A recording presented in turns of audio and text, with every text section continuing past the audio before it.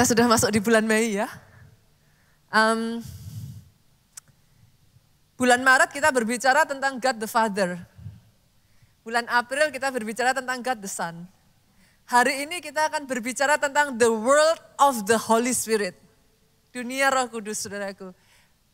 Saya merasa sangat terhormat hari ini karena saya diberi kesempatan untuk memperkenalkan sahabat terbaik saya. Satu sosok pribadi di belakang semua yang sudah terjadi di dalam kehidupan saya. Pribadi yang membawa saya sebagaimana saya ada hari ini. Namanya adalah Roh Kudus. Saya pertama kali bersentuhan dengan pribadi ini pada saat saya pergi ke gereja keluarga Allah di kota Solo for the first time. My family, keluarga saya, saudaraku, asli dari Cina daratan. Jadi kalau ditanya agamanya apa udah gak jelas.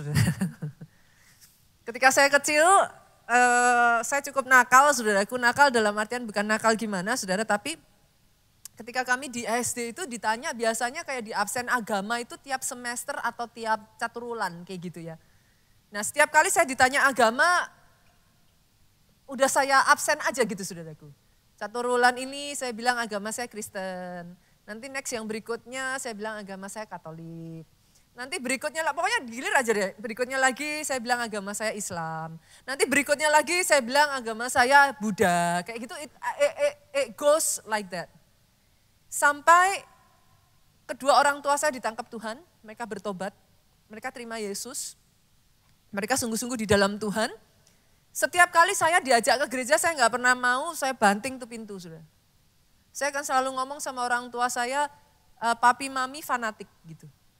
Kenapa? Why should I go gitu. Jadi saya nggak pernah mau, saudaraku, sampai satu kali Tuhan tangkap saya. Dimulai dari perubahan yang saya lihat dari papi saya. Papi saya berubah, saya penasaran gitu. What's going on gitu. Di gereja tuh ada apa sih gitu. Kenapa papi saya bisa berubah sedemikian rupa. For the first time saya ikut ke gereja, saya nggak mau ada setiap orang yang lihat saya ke gereja. Saya sembunyi, saudara, gereja kita di Solo itu kayak gini, karena gedung bioskop. Jadi ada kayak bertingkat begitu, saudara. Saya ingat sekali saya duduk sebelah kiri ujung belakang. Saya nggak mau ada orang yang tahu saya gitu.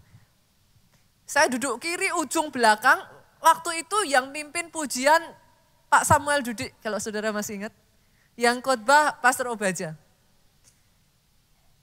Itu pertama kalinya Roh Kudus sapa saya. Saya nggak pernah dengar suara Tuhan, saudaraku. That is the first time I go to the church. Jadi saya nggak pernah tahu apa itu yang namanya suara Tuhan. Hanya pada saat saya duduk, saya menyembah Tuhan, saya ikutan kiri kanan, ada suara, itu suaranya tuh almost close kayak suara manusia begini, saudaraku. Dan suara itu ngomong dengan sangat jelas sekali, kamu di sini cari siapa?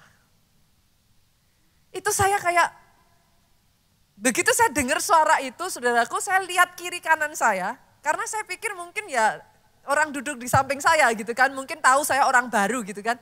Kamu di sini cari siapa? Saya lihat kiri kanan saya, kok semuanya lagi gini, saudaraku. Kan saya pikir nggak mungkin ya, masa mereka lagi gini terus mereka ngeprank saya, kamu di sini cari siapa terus gini lagi, gitu kan nggak mungkin, saudara. Jadi saya pikir berarti bukan.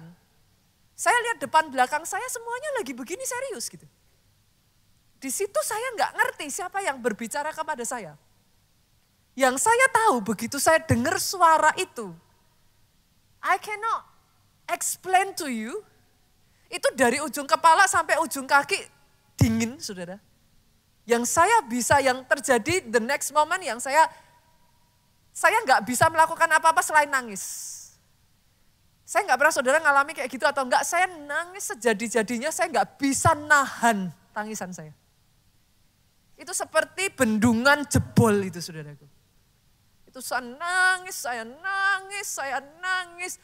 That is the first time saya merasa ada kelegaan, ada kelepasan, apa yang selama ini saya simpan, apa yang selama ini tidak saya ceritakan kepada siapapun. Itu seperti lepas hari itu. For the first time, saya berjumpa dengan pribadi yang namanya adalah Roh Kudus. Pastor, how do you know? Saya nggak tahu itu semua, saudaraku. Sampai satu hari saya dengar khotbahnya Ibu Kathleen Kuhlman.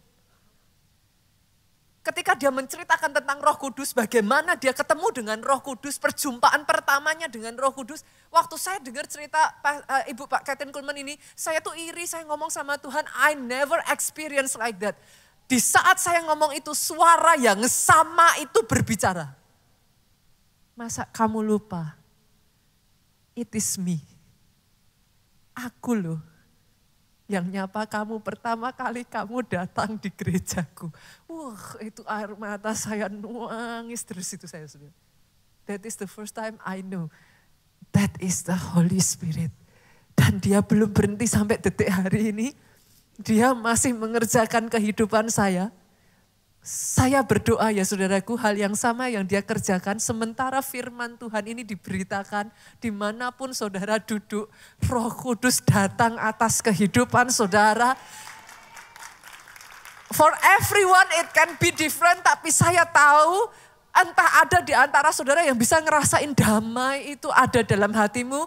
Ada sebagian dari saudara yang Roh Kudus akan berbicara dalam hidupmu. Ada sebagian dari saudara literally engkau disembuhkan. Ada sebagian dari saudara entah bagaimana engkau tahu jawaban atas pertanyaanmu. Roh Kudus berkarya. Buat pribadi yang satu ini boleh enggak saudara? Kita berikan tepuk tangan yang paling meriah. Hari ini saya akan menyampaikan satu judul firman yang berjudul saudaraku, The Most Valuable Spirit. Roh yang paling berharga, roh yang paling berarti the most high value spirit. Dia pribadi yang paling berharga dalam kehidupan saya. Oh, jadi apa ya saudara, saya berdiri di sini cerita tentang Roh Kudus for me. Hopefully saya bisa menceritakan yang terbaik buat saudara. Karena saya merasa terhormat, saya bisa introduce such a person like him gitu. Bicara tentang orang yang setiap kita ini ya saudaraku pasti punya orang yang paling berharga dalam hidup kita. Pasti dong. Salah satunya mungkin bisa orang tua, tapi juga pasangan hidup. Kalau saudara bicara pasangan hidup, yang kita percaya, iman Kristen saudaraku, until death do us part. Sepakat? Sepakat ya? Itu sebabnya saudara, kalau saudara bicara pasangan hidup, orang tua saudara pasti akan ngomong jangan sembarangan. Betul ya? Orang Jawa itu akan ngomong kayak gini saudara, bibit, bebet, bobot. Betul? Kenapa, Pastor? Karena pendampingmu menentukan masa depanmu. Saya ulang ya saudaraku. Saya berjumpa dengan banyak orang yang tadinya biasa-biasa karena dia bersatu dengan pendamping yang tepat ya saudara. Hidupnya itu blasem, mekar. Itu seperti kayak firman Tuhan berkata ya, kesanalah berkat dicurahkan. Di mana ada kesatuan. Blessing. Tapi saya juga berjumpa ada orang-orang yang karena pendampingnya enggak pas saudaraku, hidupnya jadi berantakan. Jadi hancur. Yesus di momen di mana dia akan terangkat, dia akan pergi saudaraku. Dia tahu waktunya sudah dekat. Yesus itu mengasihi murid-muridnya begitu rupa ya saudaraku. Sampai Yohanes 14 ayat 16 sampai 17 bagian A ngomong, aku pergi. Tapi aku akan minta Bapakku memberikan kepadamu penolong yang lain. Yang akan bersama dengan engkau sampai selama-lamanya. Ayat 17a ngomong gini, yaitu roh kebenaran. Nah sudah dimunculkan ya saudaraku. Dia akan diam di dalam kamu, menyertai kamu selama-lamanya. Dia roh kebenaran. What is my point? Tadi kita berbicara pasangan hidup, kita berbicara itu untuk seterusnya ya saudara. kita berbicara, ini satu pendamping yang dikirim sama Tuhan selama-lamanya. I think loh saudaraku, we should get to know him better gitu. Kalau dia akan tinggal bersama dengan saudara selama-lamanya, kayaknya harus mulai mengenal deh. Berapa banyak pasangan setelah menikah sekian waktu ngomongnya gini, lah dulu enggak gitu kok pastor. Waktu pacaran baik. Lah sekarang saya enggak kenal pastor. Saudara ngerti yang saya maksudkan? Kalau Roh Kudus dikirim untuk bersama dengan engkau selama-lamanya, kenali dia, libatkan dia, ajak dia dalam kehidupanmu. Jangan tinggalkan, jangan lepaskan. Saudara harus kenal terlebih dulu siapa dia yang tinggal di dalammu. Sepakat ya? Sepakat ya? Jadi saya akan bawa saudara pakai terminologi bibit, bebet, bobot tadi. Buat saudara yang, aduh pastor apa itu bahasanya saya nggak ngerti. Don't worry, nanti saya jelaskan saudara. Tapi boleh nggak saya disclaimer dulu. Jangan ada yang nanti datang sama saya ngomong kayak gini, ih pastornya sesat. Loh kenapa kok sesat? Coba cari dalam Alkitab, apa ada tulisan bibit, bebet, bobot gitu. Saya disclaimer dulu saudaraku, karena kadang-kala yang namanya jemaat itu aneka ragam ya. Jadi saya ingin mengatakan kepada saudara, ini adalah cara untuk saya menjelaskan. Jangan salah paham ya. Oke ya, kalau saudara cari di dalam Alkitab bahasanya nanti lain. Jadi kalau saudara cari bibit, bebet, bobot, gak ketemu saudaraku. Boleh dimengerti ya saudaraku, jangan sampai salah paham ya. Oke, sekarang saya bawa saudara satu persatu, bibit dulu. Apa itu bibit saudara? Apa? Ada yang tahu bibit artinya apa? Asal usul. Nah, bibit itu asal usul, sederhananya gini. Siapa sih Roh Kudus? Kalau saudara mau bersama dengan pasangan saudara, kan harus dulu tak tahu dulu toh siapa dia. Keluarganya kayak apa? Seperti apa lingkungannya? Dibesarkan dengan cara bagaimana? Kan gitu. Nah sama, kalau kita mau hidup bersama dengan Roh Kudus, siapa sih Roh Kudus? Boleh saya bagikan saudaraku siapa Roh Kudus? Yang pertama, Roh Kudus bukan benda. Pastor tahu kali. Tahu kali kalau Roh Kudus bukan benda? Kadang tahu, tapi enggak tahu. Nanti saya jelaskan saudara, kenapa saya tekankan kata-kata ini. Roh Kudus bukan kuasa. He is all powerful, tapi dia bukan kuasa. Dia roh yang berkuasa, tapi dia bukan kuasa. Kenapa saya tekankan ini? Itu sebabnya saya menyebut dengan siapakah Roh Kudus. Bukan apakah Roh Kudus. Karena Roh Kudus itu adalah satu sosok pribadi.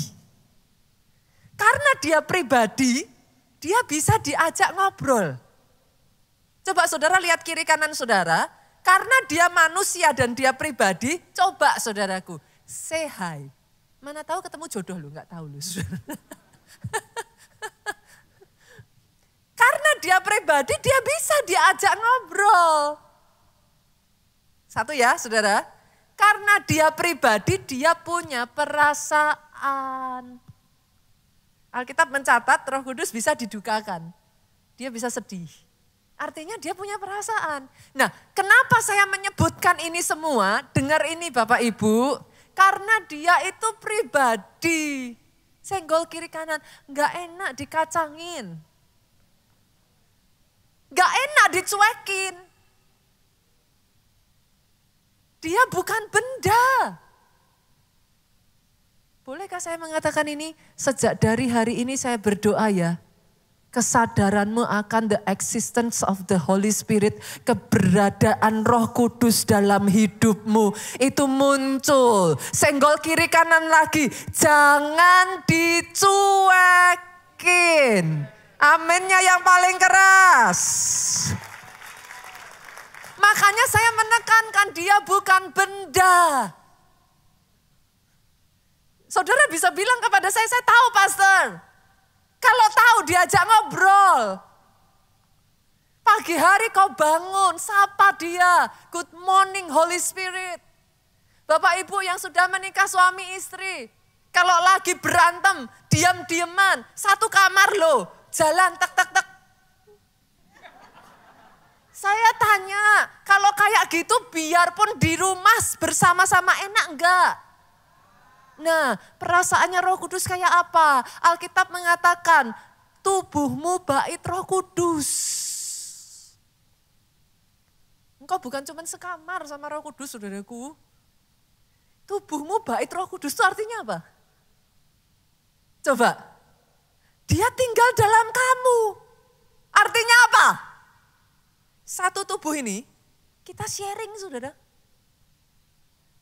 Loh, bukan hanya roh kita saja yang di dalam tubuh ini, ada Roh Kudus.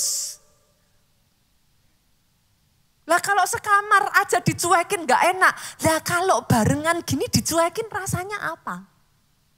Yang mengerti katakan amin.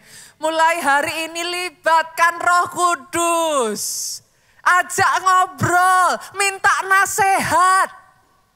Jangan datang kalau sudah kacau. Datang kalau masalah. Boleh? Sejak hari ini. Dalam kehidupan saya ya saudaraku, saya tuh ngalami ya. Berkali-kali ya saudaraku. Itu sebabnya saya tuh seneng loh nyeritain kepada saudara cerita-cerita yang kayak daily life. Apa kalau bahasa saya tuh saya nyebut dengan istilah receh gitu. Receh itu apa? Cerita kecil-kecil dulu saudaraku, cerita yang kayak sehari-hari gitu. Saya tuh karena sejak dari pertama jumpa Roh Kudus itu sampai detik hari ini, saya terbiasa kayak ngelibatin. Percaya nggak percaya saudara, sampai kayak milih baju aja saya libatin Roh Kudus. Dan saya senang ngelakuin itu. Saya tuh kayak apa ya, at first itu kayak saudara itu self-talking. Kayak ngomong sendiri itu loh. Ngomong dijawab sendiri, ngomong dijawab sendiri. Kok bisa gitu pastor? Lah kan tinggal di dalam engkau tuh. Itu tuh kayak, jadi suaranya saudara itu jangan berharap kayak, halo, gitu enggak saudara. Itu tuh kayak, apa sih ya, saudara kayak ngomong sama diri sendiri itu loh.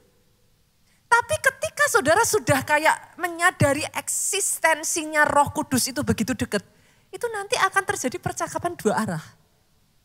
Nanti saudara akan ngerasain di mana saudara tanya ya, dijawab. Saudara mau ngelangkah kayak ada yang ngarahin gitu loh, ke sana. Ini, ketemu itu. Oh ini. Dan langkah, Daud kemarin firmannya ngomong, langkah orang benar diatur oleh Tuhan. Itu. Jadi kayak kita jalan itu enggak sendiri. Nanti di situ udah tahu Tuhan bakalannya gini ditata. Di situ bakalan diatur. Diizinkan jatuh, Tuhan lihat bukan Tuhan jahat. Tapi dia tahu kalau enggak jatuh lanjut, bukan cuma jatuh, terjun bebas. Karena diizinkan jatuh, enggak jadi lanjut kan. Putar balik kan, selamat. Saudara ngerti yang saya maksudkan? Boleh ya, nangkap ya. Satu waktu beberapa hari yang lalu saudaraku, saya karena ajak anak saya yang besar ke Nigeria. Jadi kami ngurus kalau ke Nigeria salah satu syaratnya tuh SKCK saudara. Kami harus ngurus SKCK bikin itu apa namanya rumus sidik jari ya. Nah, rumus sidik jari. Saya sama keluarga karena udah pernah, saya sama suami udah pernah, udah gak perlu gitu saudara. Kita tinggal kayak memperpanjang aja. Tapi karena anak saya masih baru, jadi ini for the first time gitu kan. Nah, saya ajak dia karena dia udah mau kuliah, saudara cepet ya. Saya udah punya anak yang mau kuliah loh saudaraku. Aduh, cepet sekali waktu itu berjalan saudara. Karena dia udah mau kuliah, saya berpikir, Ci, saya panggil dia Ci karena anak paling besar kan. Ci, mau gak ikut mami ke Nigeria? Saya tuh sudah berpikir jawabannya dia tuh kayak kebanyakan orang yang saya ajak gitu. Ayo ke Nigeria. Terima kasih pastor. Karena saya ngerti gitu kan, kayak di Nigeria tuh pastor ngapain ke Nigeria gitu. Shopping juga gak bisa. Saya tuh pernah saudaraku ke Nigeria sudah siap-siap, dasar cewek gitu, bawa uang gitu kan. Nanti wah mau beli apa. Sampai sana gak bisa beli apa-apa saudara. Karena gak ada apa-apa saudaraku. Jadi saudara ke sana itu murni benar-benar adalah saudara itu cari Tuhan titik gitu. Nah, jadi waktu saya ngajak anak saya, Cik mau nggak ikut ke Nigeria? Kenapa saya ajak dia saudaraku? I personally feels kayak bukan satu kebetulan. Jessica itu udah ikut saya di Nigeria waktu dalam perut saya. The first time I go to Nigeria is 18 years ago. Itu saya masih bawa drum saudaraku. Jessica itu masih di perut. Jadi saya ngomong sama dia gitu. Yuk ikut saya bilang. Dan dia mau. Jadi kita nguruslah saudaraku SKCK karena udah ditagih nih, ayo cepet-cepet sudah harus dikumpulin karena harus namanya dimasukkan untuk didaftarkan dapat surat dari sananya gitu saudara. Saya bilang bisa nggak ditunda besok Senin karena ini sudah hari Jumat udah jam segini. Saya posisi itu udah jam 2 kurang jadi setengah 2 lebih saudaraku. Saya tuh udah aduh. Saya tanya sekretaris saya, ini Polres tutup jam berapa ya gitu kan. Dijawab sama sekretaris saya kayaknya jam 2 deh gitu. Hah? Saya lihat jam. Hah? Kan kayaknya nggak mungkin gitu saudara. Saya mau gimana secepat apapun saya kayaknya nggak mungkin. Tapi saya cek sambil saya jalan saya cek di internet katanya jam 3 gitu kan. Anyway lah saya pokoknya cepet-cepetan saya ganti baju udahlah saudaraku. Saya sampai nggak sempat baca persyaratannya saudara. Di on the way saya cuman pokoknya sekiranya aja saya bawa itu aja semua. 1, 2, 3, 4, 5 pokoknya saya nggak ngerti deh persyaratannya apa. Saya bawa aja yang penting aman gitu kan. Sampai di sana karena kita kan masih harus ganti baju, masih ini, masih itu kan saudaraku. Saya sampai Polresnya cukup gede saudara. Terus waduh ini di mana ya? Karena naik parkirnya muter kan saudaraku sampai atas lantai 5 gitu kan. Aduh ini saya kemana gitu. Nggak tahu, nggak ada siapa-siapa, nggak tahu juga saudaraku. Saya datang ke satu gedung bilang oh bukan, gedung yang satunya lagi. Oh oke. Saya datang by the time saya nyampe saudara. Di mejanya tulisannya tutup. Saya tuh udah yang, aduh Tuhan gitu kan. Nah saya itu udah terbiasa saudara. Jadi sebelum perjalanan sampai di jalan sambil nyetir apa tuh, saya udah terbiasa melibatkan Roh Kudus. Roh Kudus tolong. Aku tahu ini waktunya udah mepet banget gitu. Roh Kudus tolong. Temuin dengan orang yang tepat. Atur ini itu dan lain. Itu tuh sudah kayak saya terbiasa saudara. Tulisan di meja tutup, tapi saya lihat bapaknya masih di situ. Saya tanya, Pak maaf, saya mau bikin SKCK. Saya mau bikin rumus sidik jari. Saya tuh tahu bapaknya tuh dari mulut tuh udah mau ngomong kayak dia nunduk ke bawah terus dia lihat papan gitu saudaraku. Saya tuh tahu dia udah mau ngomong, oh iya. Tapi sebelum dia bilang tapi saya bilang, Pak maaf ini untuk anak saya kita harus ada gini-gini saya jelaskan. Boleh nggak dibantu? Dia lihat gini tapi habis itu dia lihat saya, dia lihat anak saya percaya Roh Kudus jamah dia. Instead dia lihat gini dan ngomong, sudah tutup. Dia lihat saya dan dia bilang, oke ibu, kita bantu ibu. Saat itu juga saudaraku, syarat diminta, saya udah enggak ngerti saudaraku. Ternyata persyaratan saya itu enggak sesuai. Itu pun kayak dipahami, dibantu saudara, dengan keterbatasan yang ada, dengan cara Tuhan, dilancarkan hanya kurang dari 5 menit sudah keluar. Saudara. Jadi saya tuh kayak terima kasih Tuhan. Pastor itu kan hal biasa. Setiap orang juga bisa ngalami itu. Tapi boleh gak sih saya ngomong saudara? Biasakan mengikut sertakan Roh Kudus dalam setiap hidupmu. It feels like magic. Kayak sesuatu yang kayak secara manusia kita kayak ini harusnya nggak bisa, ini harusnya, ini harusnya apa. Satu demi satu Tuhan tata, entah gimana caranya, bisa.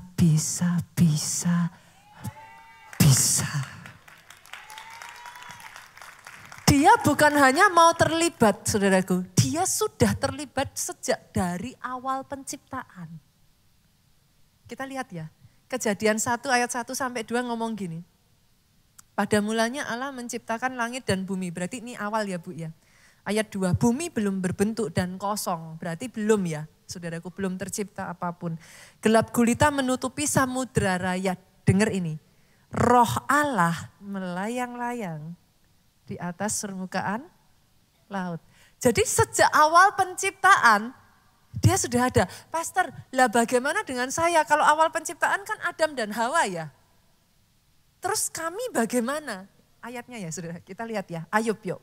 Pasal 33 ayat 4. Roh Allah telah membuat aku. Siapa yang membuat saudara dan saya? Siapa roh Allah? Roh Kudus. Artinya di kandungan ibumu engkau ditenun. Yang nenun itu Roh Kudus. Gak heran dia tahu sampai terdalamnya hatimu. Dia tahu sifatmu karena kan yang nenun dia. DNA-nya kan dia yang masang satu-satu. Dia tahu sampai kelemahanmu, dia tahu kelebihanmu. He is present. Bahkan sebelum ibu dan ayahmu melihat engkau. Saya baca ini, it just makes me ini aja saudaraku. Dan nafas yang maha kuasa membuat aku hidup. Ingat loh saudara, tadinya kita ini apa? Debu, tanah. Hidup setelah apa? Ternyata yang membuat engkau hidup itu Roh Kudus. Karena sebelum itu dihembuskan nafas, engkau debu dan tanah. Nih ya, saya ajak lagi ya. Ayub 34 ayat 14 sampai 15. Jikalau ia menarik, ini perhatikan ya saudara, ayat ini menarik buat saya. Jikalau ia menarik kembali rohnya dan mengembalikan nafasnya kepadanya. Saudara notice gak di sini ada duanya loh. Duanya loh saudara. Boleh saya terjemahkan gak ayat ini? Jika dia menarik kembali rohnya, Roh Kudus, mengembalikan nafasnya Roh Kudus kepada Bapa. Saudara bisa nangkep maksud saya? Roh Kudus yang membuat engkau hidup. Saya lanjutkan ya. Maka binasalah bersama-sama segala yang hidup dan kembalilah manusia kepada debu. Saudara mau tahu seberapa dekat Roh Kudus, seberapa dia terlibat dalam hidupmu? Every single breath. Di situ Roh Kudus. That close. Sedekat itu. Oh, saya berdoa ya hari ini ya saudara, pemahaman ini ya. Jangan dicuekin beneran saudaraku. Jangan dicuekin. Hal yang paling menyakitkan dari seorang pribadi itu kalau kau dicuekin. Engkau ada, tapi diperlakukan seolah-olah engkau enggak ada. Libatkan Roh Kudus, dia mau terlibat. Dia akan tuntun engkau, dia akan jelaskan. Satu demi satu yang kau enggak paham, dia akan ajarkan kepada engkau saudaraku. Itu sebabnya kita kenal dengan sebutan apa? Rema. Rema itu apa saudara? Perkataan, perintah yang dari Tuhan untuk kita itu bisa ngegolin ke next level. Itu rema. Kenapa rema berkuasa? Rema itu perintah. At the same time kita kalau jalanin, at the same time dia punya otoritas menjadikan yang dikatakan itu menjadi kenyataan. Karena dia perintah. Saudara kalau sudah dapat surat perintah dari atasan, yang di jajaran di bawahnya harus ikut. Itu rema. Bagaimana dia bisa memberikan rema kalau baca aja enggak. Senggol kiri kanan, baca Alkitab. Kenapa saudara? Karena saudara itu, dengar ini. Kalau aku di dalam engkau dan engkau di dalam aku, mintalah apa saja. Nah, terus saudara pakai ayat itu terus bilang, lah mana pastor? Enggak terjadi. Kalau, loh diselidiki dulu, ayat tuh kayak gitu saudara. Jangan saudara nagih janjinya, tapi term and conditionnya nggak dipenuhi. Kalau aku di dalam engkau, engkau di dalam aku, engkau di dalam aku kan Roh Kudus memang sudah di dalam kita. Jadi pertanyaannya, apakah engkau di dalam dia? Kan gitu. Kok bisa aku di dalam dia, Pastor? Firman. Pada saat kau merenungkan firman itu siang dan malam, firman itu terngiang-ngiang. Ginilah saudara, gak usah firman ya. Saudara pernah gak sih denger lagu yang racun gitu? Saudara denger lagunya itu terus terngiang-ngiang.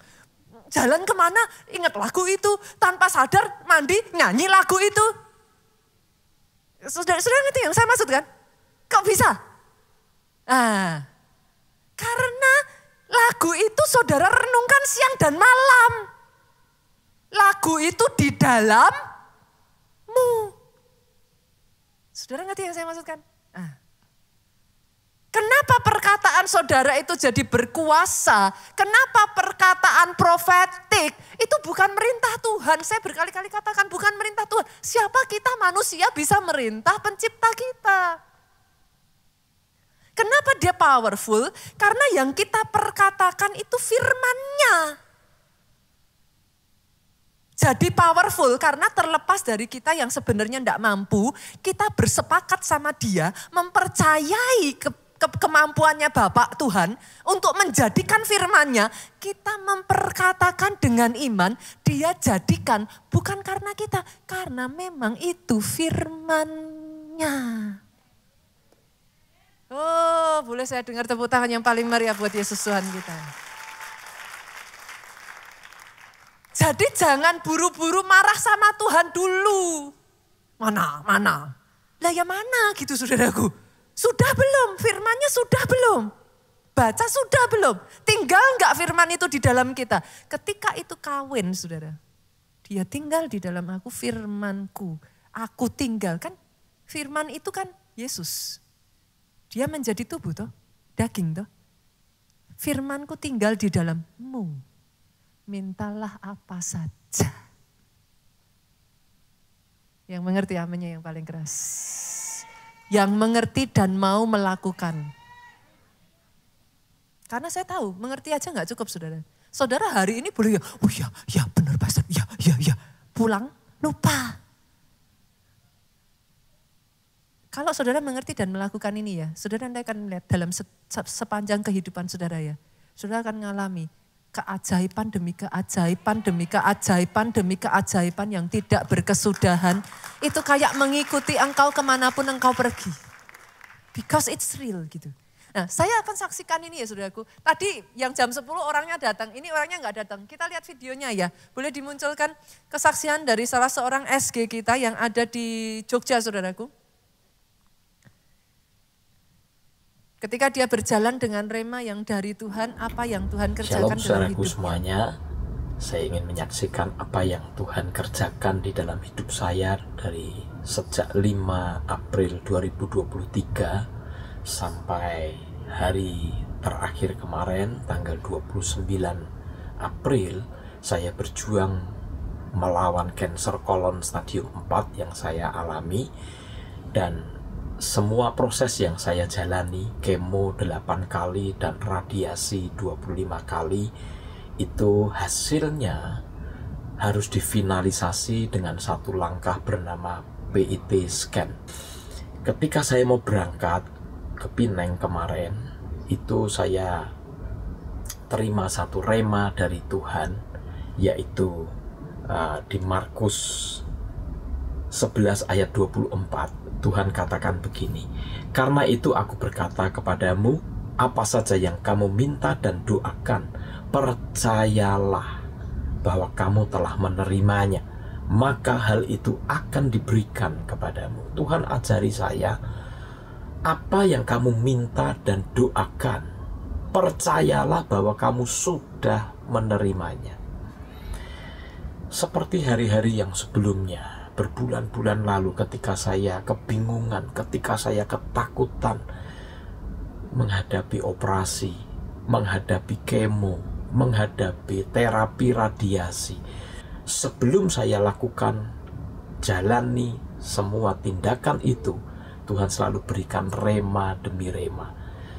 Efesus 2 ayat 10, Keluaran 33 ayat 14, dan semua itu menguatkan saya, meneguhkan saya. Saya tahu, saya percaya sekali, satu rema dari Tuhan itu lebih dari cukup. Dan ketika kita percaya kepada rema perkataan Tuhan itu, Roh Kudus mewujudkannya, Roh Kudus membuktikannya. Dan hari ini, ketika saya melihat semua rema yang Tuhan pernah berikan kepada saya catat itu satu persatu, tanggal demi tanggal. Saya membuktikan semua itu nyata, semua itu terjadi. Begitu hebatnya Roh Kudus yang menyertaiku. Saudara, tidak ada kata lain untuk Bapak Ibu Saudara semuanya, untuk kita semuanya. Di dalam iman kita kepada Tuhan, percayalah, Roh Kudus itu pribadi yang nyata. Dia terus mendampingi kita dalam semua yang kita hadapi. Jangan pernah ragu-ragu, karena Roh Kudus penolong itu, penghibur itu, ada bersama dengan kita. Di hari-hari yang sulit, bahkan ketika saya sudah tidak bisa berdoa lagi, Dia bersama dengan saya dan menguatkan. Berharap terus kepada Tuhan, dan pengharapan kepada Tuhan tidak pernah mengecewakan. Kemarin Jumat siang jam 2, dokter onkologi yang menangani saya mengatakan, Bapak sudah sembuh, Bapak sudah bersih. CA yang dimulai dari 1777 kemarin tinggal 4. Normal, clear semuanya. Itu semua terjadi karena berkat anugerah Tuhan, karena mujizat yang Tuhan lakukan. Saya berdoa saudara diberkati oleh kesaksian ini, dan percayalah Roh Kudus yang hebat itu terus menyertai kita. Tuhan memberkati. Kasih tepuk tangan yang paling meriah buat Yesus Tuhan kita. Roh Kudus terus menyertai saudaraku. Tadi yang pertama ya, kita belajar tentang bibit. Yang kedua kita belajar tentang bebet. Bebet itu apa saudara? Ada penampilan. Pastor, lah kalau Roh Kudus kan roh. Terus penampilannya kayak apa? Gitu kan. Kita lihat ya. Yuk kita baca 2 Korintus pasal yang keempat ayatnya yang ke-18. Bahwa yang kelihatan, multimedia boleh dimunculkan. Yang kelihatan itu berarti saudara dan saya punya fisik ya. Nah, yang kelihatan adalah sementara. Artinya kita ini terbatas saudaraku. Saya nggak bisa khotbah di sini dan at the same time saya dalam wujud manusia khotbah di PIK. Kalau itu terjadi saya rasa saudara akan lari gitu. Jadi kita nggak bisa karena kita terbatas. Tetapi lihat ini saudaraku, sedangkan yang tidak kelihatan, siapa yang tidak kelihatan? Roh tidak kelihatan adalah kekal. Dia tidak terbatas, dia unlimited. Itu sebabnya Yohanes pasal yang ke-16 ayat 7, Yesus tuh ngomong gini, adalah lebih berguna bagi kamu jika aku pergi. Kenapa? Karena Yesus tahu dalam tubuh manusianya dia terbatas. Dia nggak bisa ada di satu negara and at the same time ada di negara lain, nggak bisa. Dia pergi, Roh Kudus diutus.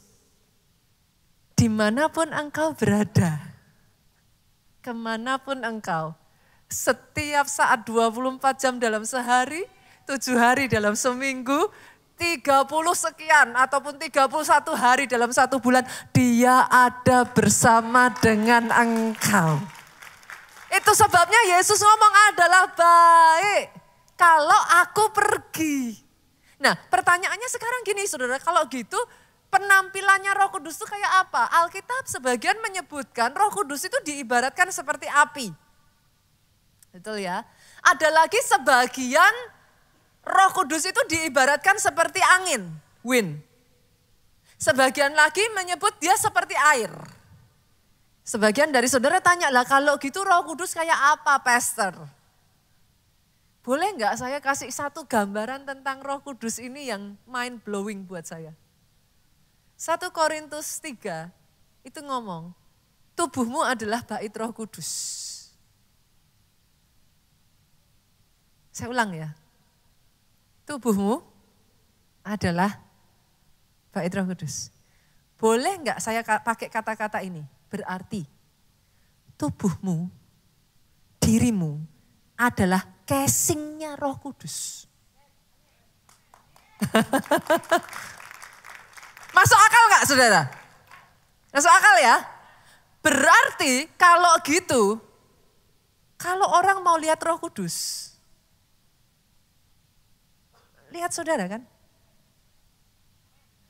Jadi terasa berat nggak saudara? Mulai dari hari ini, ingat-ingat perkataanmu, tindakanmu, perbuatanmu, pemikiranmu, apa yang kau kerjakan, menceritakan tentang Roh Kudus kepada orang di luar sana. Let's do our best. Karena orang gak bisa lihat Roh Kudus. Tapi Alkitab bilang, Roh Kudus tinggal di dalam kita. Berarti kalau kita izinkan Roh Kudus driving us, dia ngajak kita ngelakuin ini, ngelakuin itu. Kalau mau ngomong kata-kata kasar, dan kita ikuti. Lama-lama kita jadi seperti dia enggak?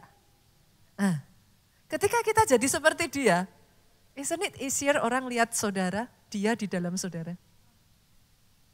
Boleh? Oh, saya berdoa ya saudaraku, pembukaan ini merubahkan hidupmu.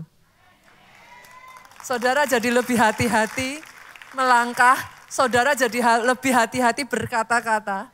Kalau ngelakuin sesuatu bukan cuma baik di gereja saja. Loh kan, Roh Kudus kan gak cuma di dalam gereja toh. Bersama dengan saudara toh. Berarti ketika saudara di tempat kerja ada Roh Kudus gak? Nah. Ketika saudara bahkan dimanapun Tuhan taruh saudara, ada Roh Kudus gak? Nah. Cara orang bisa lihat Roh Kudus gimana? Ya. Senggol kiri kanan yuk, jaga hidupmu yuk. Gak main-main loh saudara.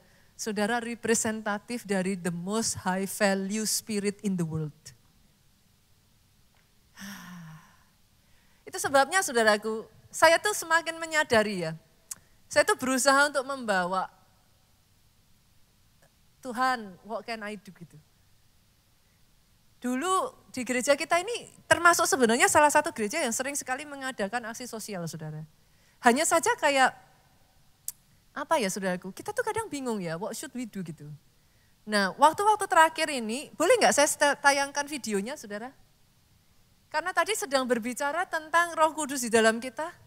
Boleh nggak sih setidaknya gereja ini juga mempermuliakan nama Tuhan dari apa yang kita lakukan? Boleh ya, kita lihat sebentar ya, yuk boleh ditayangkan. Ini kegiatan ketika kita melayani di berbagai tempat, ini baru saja kita melayani di Lapas Salemba, saudaraku. Peresmian di sana, saudara. Kegiatan-kegiatan yang kita lakukan terakhir, coming tanggal 14 sampai 19 Juni. Saya ajak ya, saudara yang mau ikut, kita melayani di Nias, saudara. Kita akan melayani di Nias, sudah ya. Oke, kita kasih tepuk tangan dulu. Nanti tanggal 14 dan 19 Juni rombongan dari kumpulan bukan hanya Jakarta saja, dari beberapa kota kita akan berangkat ke Nias, saudara. Kita akan melayani teman-teman yang ada di sana. Termasuk salah satunya, saudaraku, kita akan mengadakan KKR juga. Kita akan mengadakan bakti sosial pelayanan masyarakat di sana. Bukan hanya itu juga, karena di Nias itu sebenarnya kalau mau dikatakan ya saudaraku, banyak saudara seiman kita itu banyak. Tapi seringkali teman-teman yang ada di saudaraku, pulau di luar Jawa ini nih merasa kering gitu. Tidak banyak yang gimana ngomongnya ya. Sehingga akhirnya kalau rohnya kering, they do not do much gitu saudaraku. Itu sebabnya saya ajak saudara yang tergerak, ayo ikut bareng-bareng. Bawa apimu. Tularkan api saudara sehingga melalui kehidupan saudara, api teman-teman kita yang ada di Nias dikobarkan kembali. Mereka boleh dibawa ngalami kegeraan yang terjadi di sini juga terjadi di Nias. Sepakat ya? Sepakat ya? Dimulai dari siapa saudara? Saya. Bibit, bebet, yang ketiga bobot. Bobot berbicara tentang apa saudaraku? Kualitas. Kita kalau mau cari pasangan hidup, orang tua kalau zaman sekarang kata-kata trennya apa? High quality jomblo gitu kan saudara.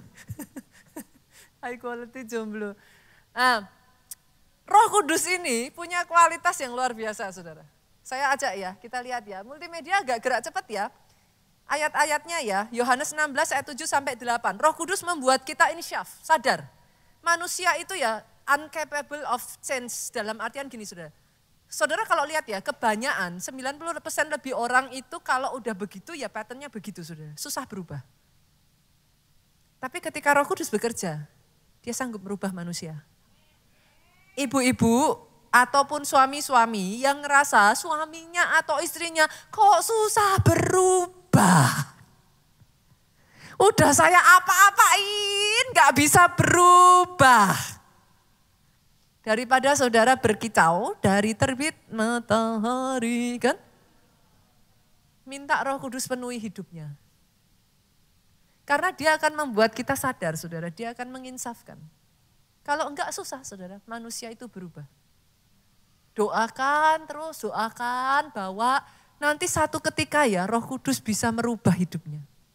Yang kedua, Roh Kudus itu 1 Korintus 12 ayat 3 menolong kita untuk percaya Yesus. Pernah kepikir enggak saudara? Jangankan bicara Tritunggal ya, orang memperdebatkan orang Kristen itu Tuhannya 3 gitu. Tritunggal dianggap Tuhannya 3. Enggak usah bicara soal Tritunggal lah saudara. Saudara bisa percaya Yesus sebagai Tuhan dan Juru Selamat aja. Menurut saya itu kalau bukan pekerjaan Roh Kudus enggak bisa loh. Kan? Pertanyaannya kan simpel. Pernah lihat Yesus enggak? Yang pernah lihat paling kan cuma berapa biji? Pernah lihat Yesus disalib enggak? Hah? Enggak pernah dong. Yang saudara lihat kan film. Lah kok percaya? Saudara bisa mengerti yang saya maksudkan? Saudara bisa percaya itu kalau bukan pekerjaan Roh Kudus enggak mungkin. Itu sebabnya bukan kita yang memilih dia, dia yang memilih engkau. Keselamatan adalah anugerah. Make sense ya saudara? Itu pekerjaan Roh Kudus. Yang berikutnya lagi yuk, Yohanes 14 ayat 16. Dia menolong kita dalam kehidupan sehari-hari. Lanjut lagi. Nehemia 9 ayat 20, Roh Kudus mengajarkan segala sesuatu kepada kita. Ada hal-hal kayak semua yang saya jelaskan ini ya saudara. Itu Roh Kudus membukakan. Dari situ kita tuh baru, ternyata, kayak gitu loh. Nah itu Roh Kudus yang membukakan. Nehemia 9 ayat 30, dia memperingatkan dan mengingatkan kita. Semakin saudara peka ya saudara, nanti saudara akan ngerti loh ketika dia tuh memperingatkan saudara. Kalau bukan karena dia memperingatkan saya, anak saya yang ketiga udah gak ada saudara. Karena kan placenta previa, maafkan saya kalau bahasanya salah ya, saya kurang ini juga. Jadi air ketubannya itu diminum sama plasentanya sendiri. Gak ada rembes, gak ada bocor, gak ada apa-apa, tapi air ketubannya habis dengan sendirinya. Pembunuh nomor 1 yang paling berbahaya yang terjadi pada kandungan usia tua saudara. Itu kalau bukan saya mengindahkan peringatan Roh Kudus, anak saya udah hilang itu. Berkali-kali bahkan dalam hidup saya ya saudara, kadangkala kalau pas saya udah hafal itu sampai udah kayak terbiasa aja gitu. Kalau gereja sedang dalam kegeraan, atau ada pembangunan, atau ada pengurusan ini itu dan lain sebagainya ya saudaraku. Saya tuh udah kayak terbiasa gitu saudara, nanti tiba-tiba ada yang, saya pakai bahasa Jawa ya saudara. Itu loh, saya tuh susah loh saudara, coba saudara cari saya bahasa Indonesianya apa, ngingok. Enggak seru dong nengok. Nengok tuh kayak gini, ngingok tuh gini loh saudara. Ini ada dinding nih ya, saudara nggak bisa lihat ya. Ngingok tuh gini loh.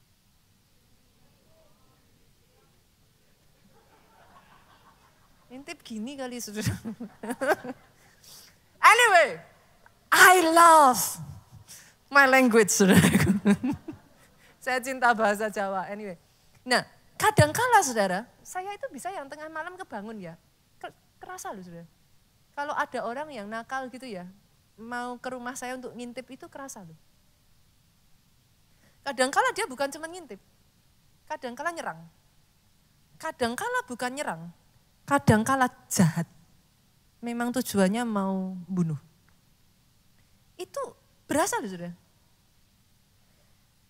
Bunita, kok Bunita tahu? Jangan-jangan itu bukan, itu kebetulan ya. Setiap kali ya saudara, saya ngalami kayak gitu. Saya kan cerita sama Pak Jo, semalam kok sampai 3 kali ya? Ini lagi ada apa? Karena kan itu kayak random ya saudara. Saya nggak tahu apa yang terjadi, saya nggak ngurusin di situ saudara. Pak Jo yang lebih terlibat di situ, kadang bisa itu di Solo, kadang bisa itu di Jogja, kadang bisa di kota lain. Saya nggak tahu gitu. Tapi setiap kali saya ngalami seperti itu, saya tanya sama suami saya ini kok gini-gini. Pak Jo cuma senyum. Nah itu kemarin, dia cerita gitu. Gini, terjadi gini. Oh saya cuman, oke, saya ngerti gitu aja. Nah jadi percayakah saudara ketika semakin engkau dekat dengan Roh Kudus, dia akan peringatkan engkau. Ini pribadi yang gak baik loh, jangan lanjut. Masalahnya, nah semakin engkau dekat telinganya itu dipertajamnya pada saat pagi hari kata Alkitab. Engkau berdoa, Yesus berdoa pagi hari itu dipertajam telinganya. Nah senggol kiri kanan lagi. Saya tidak ngomong loh saudara. Pada saat telinga kita mau dipertajam, di manakah kita? Saya nggak ngomong loh, kan saya cuma tanya. Nah sehingga akhirnya bukan Tuhan nggak memperingatkan. Dia sudah, kitanya nggak nangkep signalnya. Saudara mengerti yang saya maksudkan? Nah, hopefully saya berdoa ya saudaraku, benar-benar loh. Kenapa saya terus mendorong disiplin orang Kristen? Doa, baca firman, puasa, lakukan saudara. Kenapa? It's good for your own life gitu. Tuhan itu tidak memerintahkan sesuatu tanpa sebab saudara. Dia kalau memerintahkan sesuatu punya tujuan. Jadi saya ajak saudara, karena memang itu fungsinya Roh Kudus saudara. Dan satu yang saya mau tekankan ya saudaraku, Roh Kudus memimpin kita ke dalam seluruh kebenaran. Yuk kita baca Yohanes 16 ayat 13 bagian A. Pemain musik boleh maju ke depan. Tetapi apabila ia datang, ketika Roh Kudus itu datang, Roh kebenaran, ia akan memimpin kamu ke dalam seluruh kebenaran. Garis bawahi kata seluruh. Apa yang terjadi dalam hidupmu? Yang sering kali saudara itu belum mengerti, itu saudara ngomong, kenapa Tuhan izinkan? Kok gini? Kok gitu? Karena sering kali kita itu masih gelap saudara. Kebenaran itu seperti kayak terang itu loh saudara. Saudara kalau dalam gelap, sekalipun di kamar sendiri, bisa kesandung enggak? Nah, sekalipun itu kamar saudara sendiri loh, saudara sudah hafal kan letak-letaknya. Tapi ketika di dalam kegelapan, bisa enggak kadang kejedot? Bisa ya? Kadang juga bisa nginjak sesuatu yang tajam karena gelap gak kelihatan. Nah kebenaran itu seperti terang. Firman Tuhan ngomong apa? Firmanku pelita bagi. Nah, kebenaran itu akan memunculkan apa yang tadinya kau gak bisa lihat. Yang membuat saudara tuh meragukan Tuhan. Tuhan tuh masih sayang gak toh? Tuhan tuh masih menyertai gak toh? Kok aku ngalami kayak gini, kok Tuhan gak ikut campur, kok diizinkan? Kadangkala kalau kita belum bisa melihat kebenaran itu, kita salah paham. Akhirnya kita meninggalkan Tuhan, kita kecewa, kita mundur dari Tuhan. Make sense Bapak Ibu? Saya berdoa ya saudara, biar firman ini ya, nanti 1 bulan ini buat saya menarik sekali saudaraku. Talking about saudara saya gak tahu ya. Setiap kali saya khotbah tentang Roh Kudus ya, buat saya ya, khotbahnya tuh jadi ringan. I feel like as though kayak ada yang bantu saya gitu. Ya, saya nggak mau menimbulkan ini ya, nanti kayak disangka salah gitu. Emangnya khotbah yang lain berat pastor gitu kan. Enggak, tapi saya sadar saudaraku. Bahkan pada saat saya menceritakan saudara tentang pribadi Roh Kudus ya, sesungguhnya saya kalau bisa ngomong sama saudara ya, he is very happy. Saya tuh bisa ngerasain kayak, satu pribadi yang kepengen memperkenalkan dirinya kepada saudara gitu. I am here, you are not alone. Engkau nggak harus mengalami semuanya sendirian, engkau nggak harus berjuang sendirian, I am here. Dan aku mau menolong engkau. Aku ada, bahkan di saat di titik orang yang terdekat dengan engkau aja tidak bisa mengerti hatimu, I know. Libatkan dia. Nanti saudara bisa ngomong, dalam hidupmu ya, kau bisa menyanyikan lagu ini. Engkau dengan mudah bisa berkata, hidupku menggenapi firman-Mu. Tanda mujizat.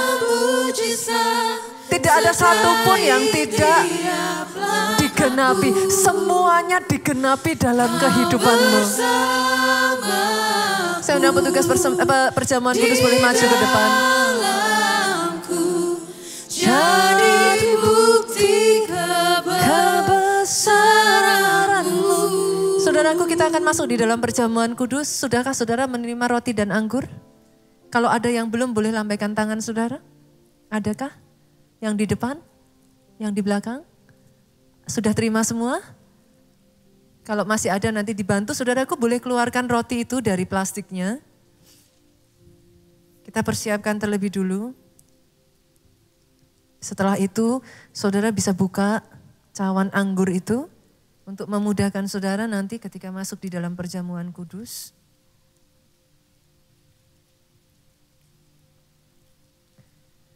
Bangkit berdiri jemaat Tuhan. Kita berdoa. Yesus Tuhan. Angkat kedua tanganmu tinggi-tinggi saudaraku. Bapa, kami datang di hadapan-Mu. Layakkan kami. Kuduskan kami. Bawa kami para pelayan perjamuan-Mu Tuhan. Membawa jemaat-Mu manunggal dengan Engkau. Kami datang di hadapan-Mu saudaraku. Angkat roti itu tinggi-tinggi di atas tangan kanan saudara. Malam sebelum ia diserahkan saudaraku, ia mengambil roti itu, sesudah itu ia mengucap syukur ke atasnya dan memecah-mecahkannya serta berkata, inilah tubuhku yang diserahkan bagi kamu sekalian, perbuatlah ini menjadi peringatan akan aku. Apakah saudara percaya roti ini tubuhnya dihancurkan? Tetapi dengar ini saudaraku, oleh bilurnya engkau sembuh.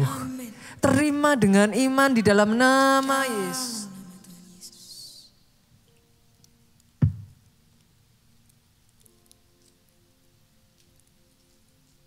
Angkat cawan ini tinggi-tinggi di atas tangan kanan saudara.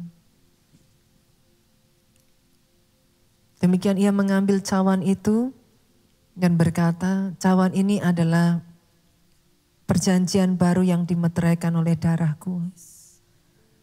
Perbuatlah ini setiap kali kamu meminumnya menjadi peringatan akan aku. Apakah saudara percaya cawan yang saudara angkat ini darahnya dicurahkan buat penebusan saudara dan saya. Tidak ada yang bisa memisahkan engkau dari kasih Kristus. Kalau darahnya, hidupnya saja dikorbankan buat engkau. Saudaraku. Dia tarik engkau kembali. Mendekat kembali. Terima dengan iman di dalam nama Yesus.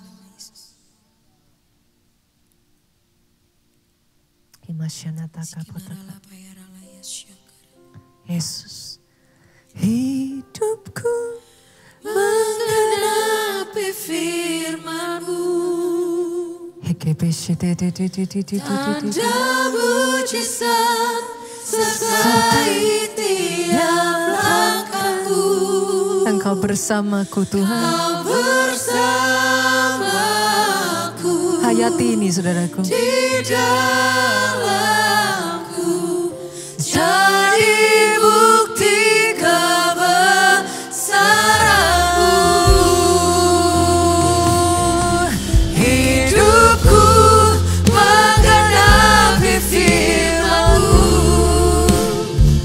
Tanda mujizat sertai tiap langkahku. Oh yes, Lord. Kau bersama